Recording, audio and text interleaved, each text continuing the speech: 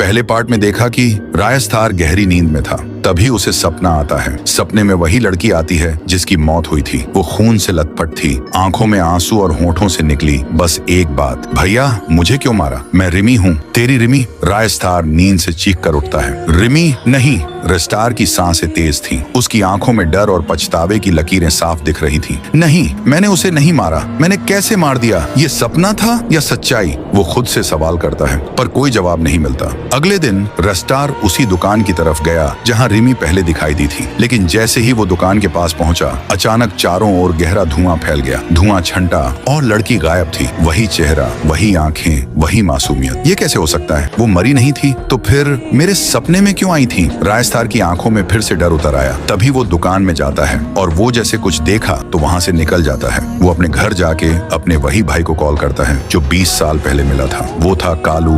कुछ ही देर में कालू काली जैकेट पहने उसके सामने था। रेस्टार बोला, मुझे उस लड़की को ढूंढना है, चाहे जो भी करना पड़े। रिमी मेरी बहन थी जिसे उन्होंने मुझसे छीन लिया था। तभी दिखाया जाता है रिमी को। उसको गुंडों ने कैद करके रखा था। तभी एक काली कार वहाँ रुकती है। एक दरवाजा खुलता है। बाहर निकलता है वो दरिंदा जिसकी आंखों में जलती नफरत थी। तेरे भाई ने मेरी दुनिया तबाह कर दी, अब मैं तुझे उसकी सजा दूंगा। रिमी चिल्लाई, मेरा भाई कहाँ है? बताओ कौन है वो? गुंडा हंसते हुए बोला, अब तो तुझे भी मरना है। वैसे भी तुम दोनों फिर कभी मिल नहीं सकोगे। और तभी वहाँ ब्लैक स्क्रीन छा जाती है। कुछ समय बाद रेस्टार को कॉल आता है, रिमी मिल गई है, खुफिया अड्डे पे आ जा, लेकिन जल्दी। रेस्टार गाड़ी लेके निकल पड़ता है। टायरों की आवाज, सिर पर पसरा अंधेरा और दिल की धड़कनें सब तेज हो जाते हैं। जैसे ही वो वहां पहुंचता है, सन्नाटा छा जाता है। एक सूखा पेड़ और उसी पर लटकी होती है कालू की लाश। खून से सना हुआ चेहरा। रेस्टार के पैर कांप जाते हैं। तभी एक धीमी आवाज सुनाई देती है, भाई। रेस्टार पीछे मुड़ता है। वही रिमी, खून से लथपथ, फटी आंखें और जली हुई स्किन। मैं रिमी हूँ, तुम्हारी रिमी।